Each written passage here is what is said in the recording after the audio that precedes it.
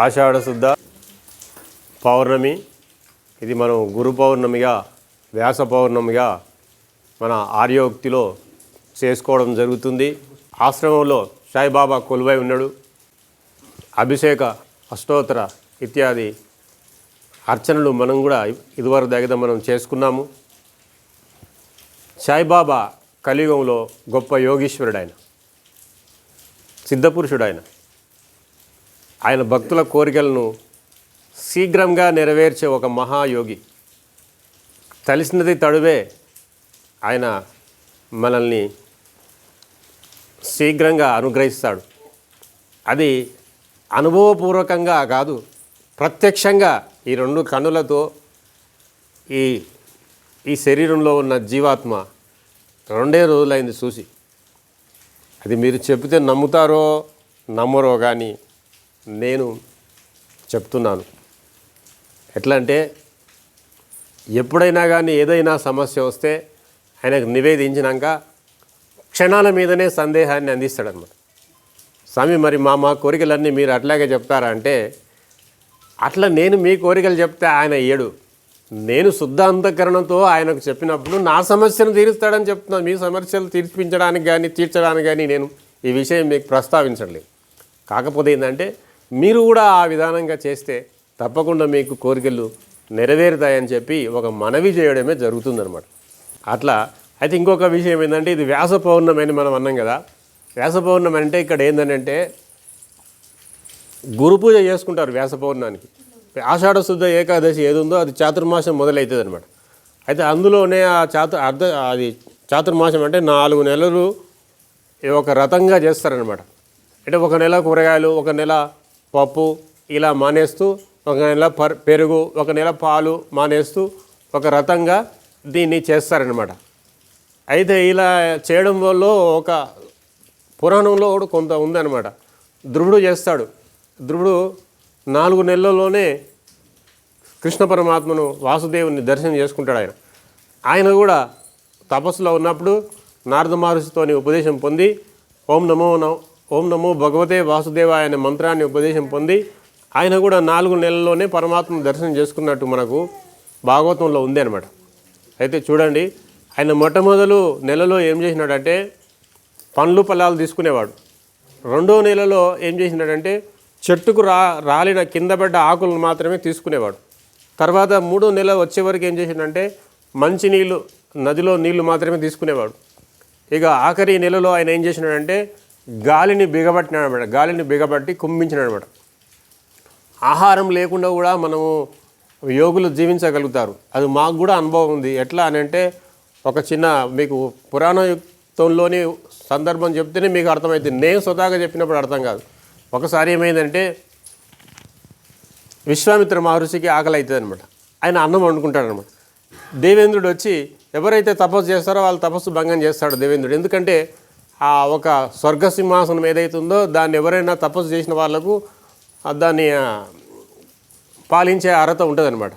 100 యజ్ఞాలు చేసిన వాడు ఇంద్రుడు అవుతాడు అని కూడా ఉంటుందన్నమాట. అయితే ఆయనకు ఆ భయం ఉంటుందన్నమాట. ఎవరైనా తపస్సు చేస్తే నా సింహాసనాన్ని అపహరిస్తారేమో అని భయం ఉండి ఎవరు తపస్సు చేసిన వాళ్ళకి యజ్ఞాలను కలిగిస్తుంటాడు దేవేంద్రుడు.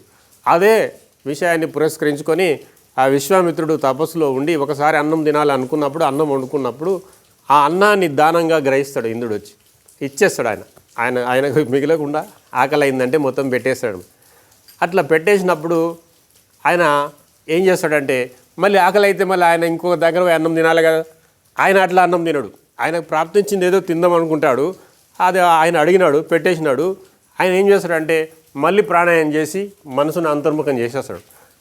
మనసును జాగ్రత్త అవస్థలో మనసు ఉంటేనే మనసుకే ఆకలి అయ్యేది, శరీరానికి కాదు ఆకలి అయ్యేది. మనసు లేకుంటే ఆకలి ఎవరికైతుంది? అయితే మనసు యోగంలోనికి వెళ్ళిపోతుంది అనమాట. వెళ్ళిపోయినప్పుడు ఏ బాధ ఉండదు, ఏ ఆకలి ఉండదు, శరీరమైన బాధ కూడా ఉండదు అనమాట. ఉదయం కూడా మా వాళ్ళు అన్నారు, ఆ యజ్ఞానికంటే ముందు టిఫిన్ పెట్టండి అని నేను అన్నాను. అంటే వాళ్ళు ఏమన్నారంటే టిఫిన్ ఇంకా కాలేదన్నారనమాట. ఇంకా టైం ఉందని.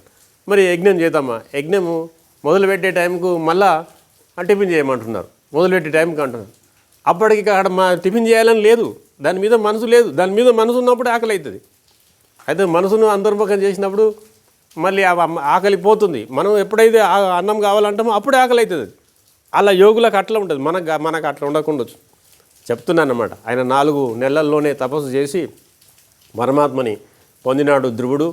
అయితే ఆ ధ్రువుడు ఒక్క పాదం మీద నిలబడి తపస్సు చేస్తాడనమాట. ఒంటి పాదం మీద నిలబడి తపస్సు చేసినప్పుడు ఉత్తానపాదుని కుమారుడు ధ్రువుడు.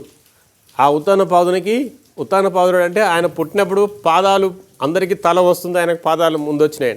ఉత్తానపాదుడని ఆయనకు అర్థం. ఆయనకు సునీతి సురుచి అని 2 భార్యలు ఉంటారు. సునీతి అంటే మంచి నీతి కలిగింది అని అర్థం అన్నమాట. సునీతి యొక్క పెద్ద భార్య కొడుకే ధ్రువుడు. చిన్న భార్యకు ఉత్తముడు అని ఒక కొడుకుంటాడు. సురుచి ఆమె పేరు, అంటే భోగముల మీద ఆసక్తి ఉంటుంది అనమాట. అయితే ఆ పిల్లవాడు 4 నెలల పిల్లవాడే పరమాత్మ దర్శనం చేసుకున్నాడు. ఆయనకు తపస్సు చేయడానికి ముందు నేను ఒక సందర్భం చెప్పేది ఉండే అనమాట. చెప్పలేదు, ఎందుకంటే మనం ఇక్కడ గురువు గురించి చెప్పాలనుకున్నాం. ఆ కథ మరి ఈ వీడియో తీస్తున్నారు కాబట్టి చెప్తాను. అయితే ఈ ధ్రువుడు ఆ ఉత్తానపాదుని ఒళ్ళో కూర్చుంటాడనమాట. కూర్చున్నప్పుడు ఆ చిన్న భార్య సురుచి వచ్చి ఏమంటుందంటే, ఒరేయ్ నువ్వు మీ తండ్రి రాజు, మీ నాయనగారి ఒళ్ళో కూర్చోవడానికి నీకు అర్హత లేదురా అంటుందన్నమాట. ఎందుకంటే నువ్వు నా కడుపున పుట్టి ఉంటే కూర్చుని నీకు అర్హత ఉంటుండే అంటదన్నమాట. అంటే ఆమె గర్వం. చిన్న భార్య స్వామి రండి అంటే చిన్న భార్య మీద రాజుకు ప్రేమ ఎక్కువ ఉంది కాబట్టి ఆమె అది సాకు చేసుకొని ఆ విధానంగా మాట్లాడుతుంది అన్నమాట. మాట్లాడినప్పుడు అయితే ఆ పిల్లవాడు చిన్న పిల్లవాడు 5 సంవత్సరాల పిల్లవాడు కాబట్టి అయితే కళ్ళల్లో నీళ్ళు పెట్టుకుంటాడనమాట, ఏడుస్తాడనమాట. తల్లి దగ్గర పోతాడనమాట. తల్లి దగ్గర పోతే అమ్మ ఇట్లా అన్నదమ్మా పిన్నమ్మ అని చెప్తాడనమాట. అని చెప్తే ఆమె చెప్పిన మాట నిజమేరా నాయన అంటది. ఆమె కూడా ఒప్పుకుంటుంది అనమాట. అయితే నువ్వు మీ నాయన ఒళ్ళో కాదు కూర్చోవలసింది, భగవంతుని ఒళ్ళో కూర్చోవాలి నాయన. నువ్వు అమ్మ ఎట్లా అది, నువ్వు తపస్సు చేసుకోపో నాయన అని చెప్పి తల్లి ప్రేరేపణ చేసింది. మన ఆర్యోక్తిలో మన యొక్క భారత దేశ చరిత్రలో ఇలాంటి మహాతల్లులు బిడ్డలకు బోధ చేసిన ఒక ఇది మన్వంతరంలో ఇలాంటి కథలు ఉన్నాయన్నమాట. అప్పుడు ఆయన తపస్సు చేసి భగవంతుని దర్శనం చేసుకొని రిటర్న్ వచ్చేటప్పుడు తండ్రి ఒక ఏనుగ అంబారిగా తోలిస్తాడనమాట. తోలిస్తే ఆ చిన్నపిల్లవాడు ఏమంటాడు తెలుసా, మా తమ్ముని ముందు కూర్చోబెట్టాలి అంటాడనమాట. మళ్ళీ ద్వేషం లేదు తమ్ముని మీద. తమ్ముని ముందు కూర్చోబెట్టుకొని తండ్రి వచ్చి సగర్వంగా ఆహ్వానించి రాజ్యంలోని తీసుకొని వస్తాడనమాట. అంటే తపస్సు అంటే ఈ విధానంగా తపస్సు యొక్క ఫలము, భగవంతుని దర్శనము ఇవన్నీ ఉంటాయన్నమాట. అయితే ఇంత తపస్సు అయినా కానీ ఇవన్నీ ఉన్నా కానీ గురువు లేకపోతే ఈ తపస్సు ఆ దర్శనము 2 పనికి రావు నాయన. గురువు ఉండాలి, మళ్ళీ గురువు ఉండాలన్నమాట. అయితే గురువు ఉండాలంటే ఒక చిన్న సందర్భం చెప్తాను. ఒక ఆయన ఏం చేసిండంట, గురువు అని అంటారాయా, గురువుకి ఏం కొమ్ములు ఉన్నాయా అని అడిగిరంట. అవును ఉన్నాయి కొమ్ములు అని చెప్పిండంట శిష్యుడు. ఏం కొమ్ములు ఉన్నాయా అంటే 3 కొమ్ములు ఉన్నాయని చెప్పినాడు. 1 కాదు 3 కొమ్ములు ఉన్నాయండి. అంటే గా కొమ్మిస్తే గు, రూ కొమ్మిస్తే రు, ఆ కొమ్మిస్తే ఊ, 3 కొమ్ములు ఉన్నాయని చెప్పినాడు. అట్లా గురువుకు 3 కొమ్ములు ఉన్నాయని చెప్పినట్ట. అట్లనే గురువుకు ఒక పెద్ద పీడ వేయబడింది అనమాట. ఇదే సందర్భంలో ఇంకొక విషయం కూడా చెప్పాలి. నామదేవుడు అని ఉంటాడు. ఇప్పుడు ధ్రువుని గురించి చెప్పినాం కదా. నామదేవుడు అనే ఒక పాండురంగ భక్తుడు ఉంటాడు. ఆ భక్తుడు ఎప్పుడు పాట పాడితే అప్పుడు పాండురంగడు వచ్చి నృత్యం చేస్తాడు. ఇది మనం ఆది పాండురంగ భక్త విజయం చదివిన వాళ్ళందరికీ తెలుస్తుంది.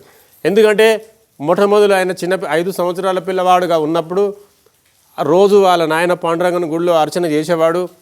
అయితే ఒకరోజు ఆయన ఊరికి పోతాడు. ఈ పిల్లవాడిని నైవేద్యం పెట్టిరమ్మంటాడు అనమాట. పెట్టిరమ్మంటే తల్లి పంపిస్తుంది, తండ్రి లేడు కనుక. తల్లి పంపిస్తే నైవేద్యం పెట్టడానికి పోతే ఆ పిల్లవాడు ఏమనుకుంటాడంటే నిజంగా ఈ ప్రసాదం అంతా భగవంతుడు తింటాడు అనుకుంటారు. మనమేం అదే విధానంగా ఆ పిల్లవాడు ప్రసాదం తీసుకొని నామదేవుడు పాండురంగని గుళ్ళకి పోతాడు. గుళ్ళకి పోతే ఆయన తినడు అనుకో. తినకపోతే ఈయన ఏం చేశాడు, తింటాడని ఆయన అనుకుంటాడు చిన్నపిల్లవాడు కాబట్టి. స్వామిని బతుకులాడి తినడు కదా.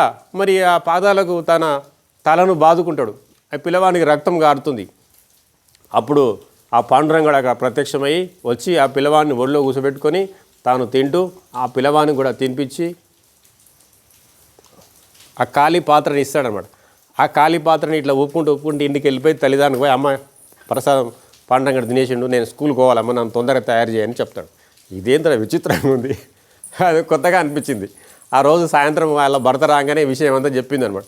చెప్పినాక సరేనే మరి రేపు కూడా నేను కూడా ప్రయత్నం చేసి రేపు నేను వెనకాల ఉండి చూస్తాను, రేపు కూడా ఇలాగే చేయమంటాడు. రేపు కూడా తెల్లారుడు అలాగే చేస్తారు.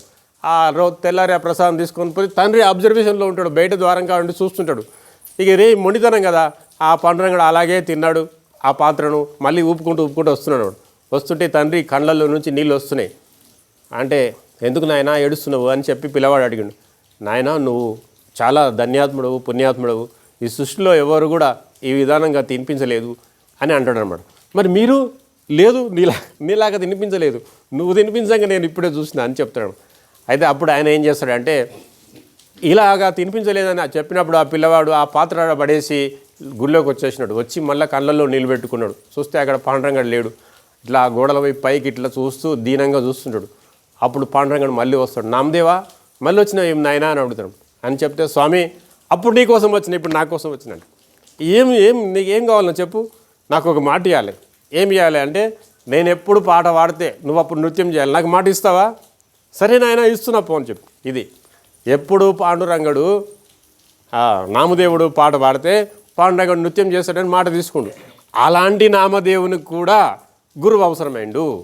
ఒకసారి ఏం చేసిర్రు, ఈ చోకమేలుడు, జ్ఞానదేవు, ముక్తాబాయి వీళ్ళందరూ ఉన్నారు కదా, నివృత్తదేవు, సోపాన్దేవు, వీళ్ళందరూ భక్తులు అన్నమాట.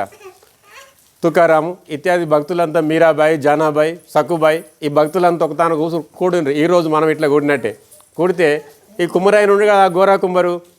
అయితే ఇందులో మరి జ్ఞానం ఎంతమందిని పొందినో, ఎంతమంది జ్ఞానం పొందలేదు పరీక్ష చేయమని చెప్పి జ్ఞానదేవ్ మహారాజు ఈ గోరా కుమ్మరుకు ఆజ్ఞ చేసినాడు అనమాట. అయితే కుమ్మరోళ్ళు కుండ చేసే ఒక సారే ఒక బెత్తం ఉంటుందన్నమాట.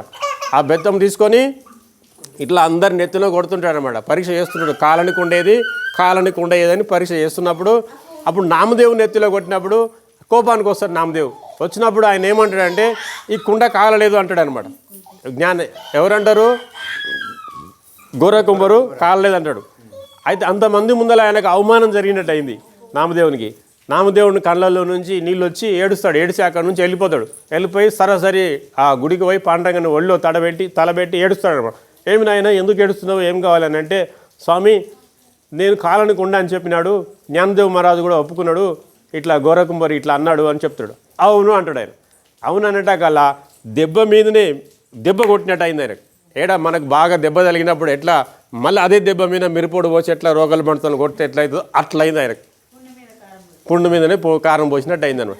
ఆయన ఏడుస్తాడనమాట. ఏడిసి స్వామి దీనికి పరిష్కారం ఏం స్వామి నువ్వు భగవంతునివి, నేను భక్తుని, నేను పాట పాడుతున్నాను, నువ్వు నృత్యం చేస్తున్నావు, మన ఇద్దరి మధ్యలో ఇంకొకరు ఎందుకు స్వామి అని అంటాడు అన్నమాట. అది అట్లాగా అనే కాదు నాయన, నీకు జ్ఞానం కలగలేదు, నీవు అంటే మరి ఇంకా జ్ఞానం ఒకటి ఉంటుంది. ఉంటుంది. అలా నువ్వు జ్ఞానం కలిగితేనే అప్పుడు నీవు ముక్తి పొందుతావు. జ్ఞానం లేకపోతే నీకు ముక్తి రాదు. మరి ఆ జ్ఞానం ఎవరిస్తారు? గురువే ఇస్తాడు. మరి నువ్వు గురువు కాదా? నేను గురువును కాదు. నీకు నాకేం సంబంధం? ఒకటే సంబంధం ఉంది. నువ్వు పాట పాడితే నేను నృత్యం చేస్తే గింతే బాగా తిరిగిపోయింది పో. అంతటి పాండురంగని దర్శనం చేసుకుంటే పాట పాడితే నృత్యం చేస్తే బాగా తిరిగిపోయింది అన్నాడు. అప్పుడు ఆయన ఏడ్చుకుంటా పోయి మరి స్వామి నువ్వే నాకు మార్గదర్శనం చేయాలి, నాకు గురువు ఎవరన్నా అంటే విఠోబా కేసరి అని ఉంటాడు అన్నమాట. ఆయన దగ్గరికి బొమ్మన్నాడు. ఆయన దగ్గరికి పోతే ఆయన గుళ్ళో శివలింగం మీద కాలు పెట్టి మంచిగా నెత్తి కింద చేయి పెట్టుకొని పండుకున్నాడు. ఈయన వయసు చూసినాడు అనమాట. పోయి గురుదేవా అని చెప్పాను. ఇదేం స్వామి దేవుడి మీద కాలు పెడతారు, జర కాలు పక్క పెట్ట, నా శరీరం నా ఆధీనంలో లేదయ్యా, నీకు దేవుడు అని అనిపిస్తే తీసి పక్క పెట్టుకోరాదు అని ఆయన అన్నాడు. అని అంటే ఆ కాలు తీసి ఇంకో దాన్ని పెడితే ఇంకో తాను శివలింగం వచ్చింది, ఇంకో దాన్ని పెడితే ఇంకో తాను శివలింగం వచ్చింది. తాను చూసుకుంటే ఆ గురుదేవుని పాదాలు పడుకుంటే తన శరీరమే ఒక శివలింగంలా కనపడుతున్నాడు. అది గురువు ఒక పాదాల యొక్క ధూళి మహిమ అని ఆయన అట్లా తెలుసుకుంటాడు అన్నమాట. తెలుసుకొని ఆ తర్వాత ఆయన జ్ఞానం పొందుతాడు. పొందినాక గుడికి పోడు సుమా పాండురంగడు, అది నామదేవుడు 2 నెలలు అయింది గుడికి పోలేదు, ఏం పోలేదు. ఆ పాండురంగానికి పొద్దు పోతలేదు. ఎందుకంటే ఈయన వస్తేనే ఆయనకు పొద్దు పోతుంది అనమాట. అయితే ఈయనకు మాత్రం జ్ఞానం కలిగింది కదా, పోతలేడు. ఆయన వచ్చిండు. ఒకసారి ఈయన నెయ్యి అద్దుకొని ఒక ఒట్టి రొట్టె తింటుండు నామదేవుడు. తింటున్నప్పుడు ఈ ఒట్టి రొట్టె పట్టుకొని ఒట్టి రొట్టెనేమో పాండురంగడు ఎత్తుకుపోయింది. నెయ్యి గిన్నె పట్టుకొని నామదేవుడు పరిగెత్తిండు అనమాట. పరిగెత్తి పట్టుకోపోతే అప్పుడు పాండురంగడు దొరికినాడు అక్కడ. అయితే ఇక్కడ ఏంటనంటే మళ్ళీ గురువు తప్పకుండా ఉండాలనేదే మన ఆర్యోక్తిలో, గురువు లేనిది మోక్షము రాదనేదే ఈ వ్యాస పౌర్ణమి సందర్భంగా మనము ఈ గురు పౌర్ణమి చేసుకోవడము జరుగుతుంది. గురువుకు చాలా ప్రాధాన్యత ఉంటుంది. మన దగ్గర ఉన్న ఏదైతే జ్ఞానం ఉందో మన దగ్గర ఉన్న దాంతోనే లేని దాన్ని తెలుసుకోవాలి. కానీ పెద్ద పెద్ద దాంట్లో చెప్తే మనకు అర్థం కాదనమాట. అయితే ఒక భక్తుడు ఏం చేసిండంటే గురువు కావాలనుకుండు, అతను ప్రారంధం మంచిగా లేదు, గురువు దొరకలేడు అనమాట. గురువు దొరకాలంటే సామాన్యంగా అట్లేమి ఆశ తమాషగా గురువు దొరకడు సుమా. గురువు కూడా చాలా శిష్యునికి పరీక్షలు పెడతాడు, శిష్యుడు కూడా గురువునికి పరీక్షలు కూడా పెట్టి ఎన్నుకోవాలి గురువును. ఆశ తమాషగా గురువు ఎప్పుడు దొరకడు. ఎంతో పూర్వజన్మ పుణ్యం ఉంటేనే గురువు దొరుకుతాడనమాట. అయితే దైవానుగ్రహం, గురువానుగ్రహము, అంతఃకరణ అనుగ్రహం అని 3 అనుగ్రహాలు ఉంటాయి. ఈ 3 అనుగ్రహాలు ఉంటేనే అప్పుడు మనకు మోక్షం వస్తుంది. నువ్వు గురువు దొరికినా కానీ దైవానుగ్రహం ఉన్నా నీ అంతఃకరణ దానికి సమ్మతించదు, ఇక్కడ కూర్చొని వినడానికి సమ్మతించదు, లేచిపోదాం అంటుంటుంది అది. అట్లా మరి ఇంకోటి మనకు దైవానుగ్రహం ఉన్నా ఇప్పుడు నామదేవునికి గురువానుగ్రహం లేదు కదా. అట్లే మరి గురువానుగ్రహము అంటే కూడా ఒక విషయం ఉంటుంది అనమాట. ఎట్లా అంటే ఎవడైనా ఏదైనా తప్పు చేస్తానంట, అప్పుడు ఆ తప్పును విష్ణుమూర్తి బ్రహ్మదేవుడు పోగొట్టగలుగుతాడంట. మరి బ్రహ్మదేవుని ఈ లోకంలో తప్పు చేస్తే, ఎవడైనా తప్పు చేస్తే బ్రహ్మ గురించి తపస్సు చేస్తే బ్రహ్మ పోగొడతాడు. మరి బ్రహ్మలోకంలో తపస్సు చేస్తే అప్పుడు విష్ణుమూర్తి పోగొట్టగలుగుతాడంట. విష్ణులోకంలోనే తపస్సు చేస్తే శివుడు పోగొట్టగలుగుతాడు. శివుడిని కైలాసంలోనే మనం ఏదైనా తప్పు చేస్తే అప్పుడు గురువు పోగొట్టగలుగుతాడు. గురువు దగ్గరగిన మనం తప్పు చేస్తే ఏ లోకం పోయినా ఎవడు పోగొట్టలేడు. ఏ హరిహరాజులు 3 ఎవరున్నారో వాళ్ళు కూడా ఎవరు కూడా క్షమించరు, నేను దగ్గర తీయరు గురువు దగ్గర తప్పు చేసి. అందుకని గురువు దగ్గర అంత జాగ్రత్తగా ఉండాలన్నమాట. అంటే గురువు దగ్గర శిష్యుడు ఎట్లుండాలంటే రోజు నూరిన కత్తి ఎట్లా పదునుగా ఉంటుందో అట్లా ఉంటారన్నమాట. నిజమైన శిష్యులు ఆ విధానంగా ఉంటారు, చాలా షార్ప్గా ఉంటారు, విషయం చెప్పగానే అందుకుంటారన్నమాట. అయితే ఒకరికి ఆయనకి ఏం చేసింది, ఆయనకేం గురువు కావాలని చెప్పి ఒక తపన ఉంది ఒక భక్తునికి. గురువు దొరకలేదు, పోయి నాకు గురువు కావాలని చెప్పి జ్యోతిషం చూడమని అడిగాడు. మన ఆంజనేయ స్వామి అటువంటి వాళ్ళని జ్యోతిషం చూడమని అడిగినాడు. పోతే ఆంజనేయ స్వామి ఏం చెప్పిండంటే, ఆ సతీ సావిత్రి కథ ఉంటుంది కదా, పొద్దుగాల నీకు లేస్తే సూర్యోదయంలో ఎవరు అడ్డం వస్తే వాళ్ళే నీకు భర్త అని చెప్తారు కదా, ఇదే కేటగిరీ ఆయన చెప్పినాడు. నీకు పొద్దుగాల ఎవరు నీకు వస్తే వాళ్ళే గురువు పోరా అని చెప్పి ఆయన చెప్పినాడు, ఆంజనేయ స్వామి చెప్పినాడు. ఇక ఈయన ఏం చేసినాడంటే, ఇక పొద్దుగాల సూర్యోదయం కాగానే భగవంతునికి దండం పెట్టుకుంటూ గురుదేవ అనుకుంటూ నడుచుకుంటూ వస్తుండు తోవేంబడి. వస్తుంటే ఒక ఆయన ఈ మోకులు అవన్నీ వేసుకొని ఇట్లా వచ్చిండనమాట. వస్తే సాహసాంగా పోయి దండం పెట్టినాడు. దండం పెడితే పాదాలు పట్టుకుంటూ వదులుతాడు. ఎవరే నువ్వు, ఎందుకు నా పాదాలు పట్టుకున్నావు, ఏం కథ అంటే, గురుదేవా నువ్వే నా గురువు, నువ్వే నాకు చెప్పు, నీ కథ ఏందో చెప్పురా నాయన, ఊరికి నాకు పాదాలు నాకు అదలా పని ఉంది చెప్పను అని చెప్తే, ఏం లేదు నువ్వు నన్ను క్షమిస్తానంటే, నువ్వు ఒప్పుకుంటానంటే, నన్ను గురువుగా ఒప్పుకుంటానంటే పాదాలు వదులుతాను. సరే ఒప్పుకున్నది అన్నాక ఏమన్నాడంటే, ఇగో నాకు శాస్త్రం చెప్తుంది 84 లక్షల జన్మలు ఎత్తాలనంట నేను, నాకు భయం అవుతుంది జరా, అవన్నీ నాకు మాఫీ చేయాలని చెప్పినాడు. అని చెప్తే, ఆ 84 లక్షలు అంటే ఏందో నాకు తెలియదురా నాయన అంటే, ఇట్లా రాసి చూపెట్టిన, భూమి మీద రాసి చూపెట్టిన, ఇదేనా అయితే ఇక్కడ నుంచి అక్కడ పోలు నువ్వు పోలినాడు. పోలినాక పోలినా సార్, అయిపోయింది ఇంకేంది అన్నాడు. ఇంతేనా స్వామి, అంతేనా ఇంకేముందాడా అన్నాడు. నిజంగానేనంట, ఆ గురువు పోయిందంట. గురువు శాసనం అట్లా ఉంటుంది అనమాట. గురువు పోయిందంటే పోయిందే, ఏం లేదు.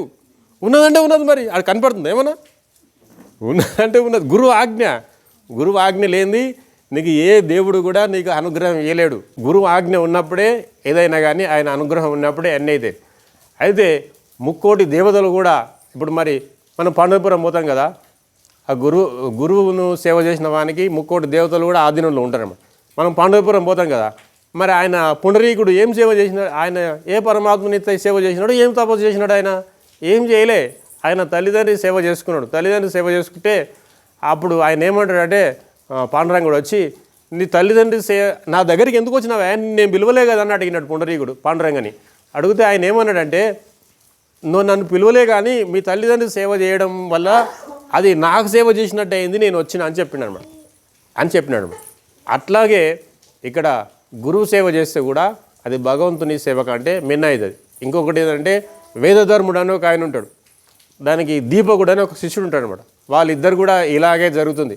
అయితే ఆ వేదధర్మునికి కొంత పాపం అనుభవించేది ఉంటుందంట. ఆయనకు చాలామంది శిష్యులు ఉంటారు అనుకో, అరే నేను కొంత పాపం అని అనుభవించేది ఉంది, పలానా చాతుర్మాసంలో కాశీలో నేను అనుభవించాలి, నేను పోతున్నాను, మరి నాకు అండగా శిష్యులు ఎవరు వస్తారా అంటే, ఈ దీపకుడు అనేవాడు వస్తుంటాడు.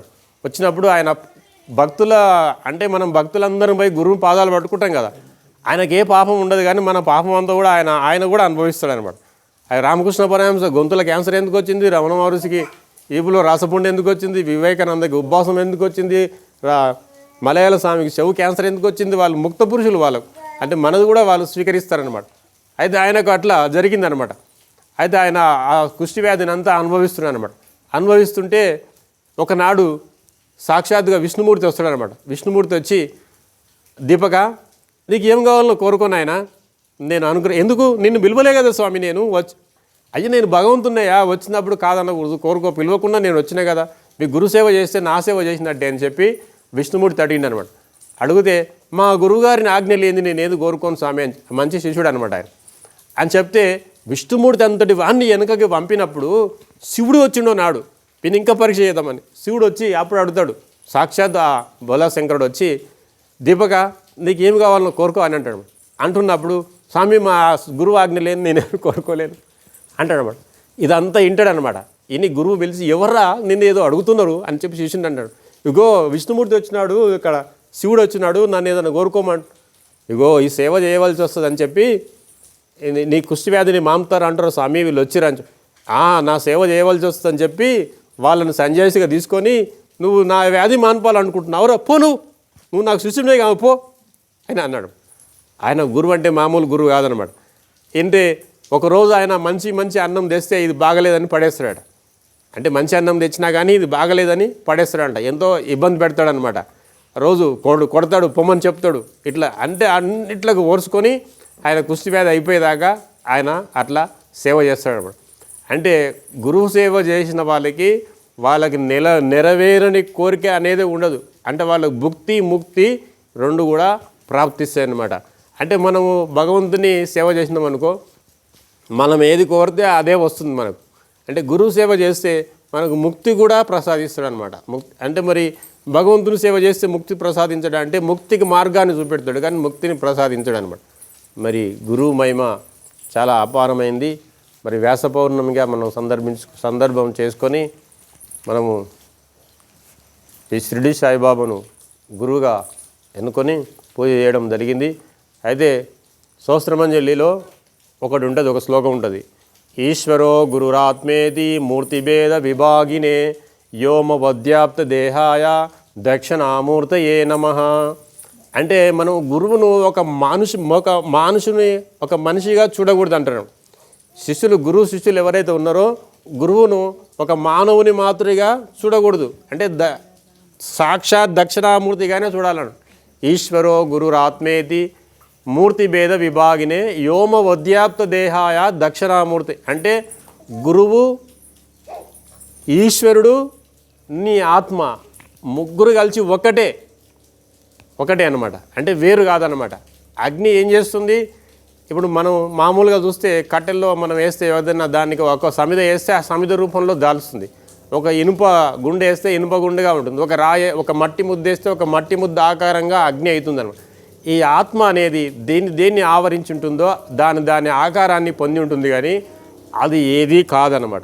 గురువు కూడా అంటే తత్వం ఏదైతే ఉంటుందో, తత్వం అంటే వేదాల యొక్క సారము ఏదైతే ముక్తికి సంబంధించిన తత్వమసి మహావాక్యాది బోధ చేసేది దాన్ని తత్వం అంటారనమాట. ఆ తత్వం ఏదైతే ఉందో ఆ తత్వమే గురువు. గురువు అంటే మానవ మాతృడు కాదు. అయితే మనము ఎదురుగా కృష్ణ పరమాత్మ కానీ సాయిబాబా కానీ ఫోటో పెట్టుకొని మనం ధ్యానం చేస్తున్నప్పుడు ఆ కృష్ణుడే మనం అయిపోతాం, ఆ సాయిబాబే మనం అయిపోతాం. గురువును ధ్యానం చేస్తే గురువే మనం అయిపోతాం. గురువు నీకు ఏ ఉపదేశం చెయ్యడు, నీకు ఆదేశం చేస్తాడు. నీకు పలానా పని చేసుకో, ఈ మంత్రం చేసుకో ఆయన చెప్తాడే, కానీ నీకు ఏది కూడా ఆయన గురువుని ఏది అడగకూడదు కూడా. నువ్వు ఆయన ఆజ్ఞను పాలిస్తే నువ్వు తరిస్తావు. అడిగి చేసేది ఏమి ఉండదు. అడిగితే నీకు అంతంతే లభిస్తుంది అనమాట. గురువు ఆజ్ఞను పాలిస్తేనే నువ్వు తరించిపోతావు. ఎందుకంటే ఈ వస్తువు ఇది నాది అని నేను అనుకుంటున్నప్పుడు దీని బాగోగులన్నీ చూసుకునే బాధ్యత నాకు ఉంటుంది. నా శిష్యుడు అని గురువు ఎప్పుడైతే అనుకుంటాడో, నువ్వు అలా శిష్యుడిగా నువ్వు గురువుకు ఎప్పుడైతే నువ్వు సరెండర్ అవుతావో, గురువు అప్పుడు నా శిష్యుడు అని చెప్పి ఆయన నిన్ను తరింపజేసే బాధ్యత కూడా ఆయన స్వీకరిస్తాడు అనమాట. నువ్వు వద్దనుకున్నా కానీ, నీకు మోక్షం వద్దనుకున్నా కానీ నీకు మోక్షాన్ని కలగజేయాలని ఆయన కాంక్షిస్తాడనమాట. ఆయన ఒక ఉద్యోగం అదే అనమాట. మరి ఈ విధానంగా గురువును సేవించి మనం అందరం కూడా తరించాలని కోరుకుంటున్నాం. అయితే ఒక విషయం గమనించాలి ఇక్కడ, ఇలాంటి బోధలు ఇవన్నీ కూడా ఎవరికంటే అది ఒక రంకురాత్మం ఉంటుంది. మీకు తెలుసా, రంకురాత్మంలో తిరుగుతుంటారు, కిందికి మీద తిరుగుతుంటే అందులో కళ్ళు తిరుగుతాయి. కొంతమందికి దిగిపోవాలనిపిస్తే అక్కడ తల్లిదండ్రి మన బంధువులు ఉంటే పిలిస్తే ఎవరు కూడా దాంట్లో నుంచి దింపలేరు. తిప్పేవాడు ఉంటాడు, ఆ తిప్పేవాడిని పిలిస్తే కేకేస్తేనే ఆపుతాడు అనమాట. అట్లా తిప్పేవాడు ఎవరు? ఇక సాయిబాబా, మన కృష్ణ పరమాత్ముడు, ఆంజనేయ స్వామి, సిద్ధేశ్వర స్వామి గురువు. అయితే వాళ్ళను వైరాగ్యంతో వాళ్ళని ప్రార్థించినప్పుడు మనల్ని అంటే ఈ జననమరణ చక్రంలో నుండి మళ్ళీ కిందికి దించుతారనమాట. మరి ఈ జననమరణ చక్రంలో మనకు తిరగడం అనేది ఇబ్బందిగా అనిపిస్తేనే మీరు అందరూ గురువుని ఆశ్రయించండి. అబ్బా ఇది బాగానే ఉందనుకుంటే మీకు సాయిబాబా చాలు, కోరికలు ఇస్తాడు, ఇట్లాగే తినుకుంటా ఇట్లాగే వండుకుంటా మళ్ళీ రావచ్చు పోవచ్చు, బాగానే ఉంటుంది. మరి నాకు వద్దనుకున్నప్పుడే గురువు కావాలి సుమా. ఓం సహనాభవతు సహనో భునత్తు సహ వీర్యం తేజస్వినావధీతమస్తు మా విద్విషావహై. ఓం శాంతి. అంటే స్వల్పమైన కోరికల కొరకు గురువును ఆశ్రయించకూడదు, మోక్షం కొరకే గురువును ప్రశ్నించాలి అని దీని ఒక అర్థం. ఓం వసుదేవసుతం దేవం కంసచానూరమర్దనం దేవకీ పరమానందం కృష్ణం వందే జగద్గురుం. 12 సార్లు అందరూ ఓం నమో భగవతే వాసుదేవాయ అని నేను చెప్తా, మీరు అనండి. ఓం నమో భగవతే వాసుదేవాయ. ఓం నమో భగవతే వాసుదేవాయ. ఓం నమో భగవతే వాసుదేవాయ.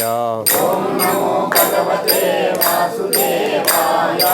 ఓం నమో భగవతే వాసుదేవాయ. ఓం నమో భగవతే వాసుదేవాయ. ఓం నమో భగవతే వాసుదేవాయ. ఓం నమో భగవతే వాసుదేవాయ. ఓం నమో భగవతే వాసుదేవాయ. ఓం నమో భగవతే వాసుదేవాయ. వాసుదేవాయ వైకుంఠాయ. వాసుదేవాయ వైకుంఠాయ. ఓం నమో భగవతే శ్రీనివాసాయ. ఓం నమో భగవతే శ్రీనివాసాయ. ఓం నమో భగవతే నారాయణాయ. ఓం నమో భగవతే నారాయణాయ. ఓం నమో భగవతే రామచంద్రాయ.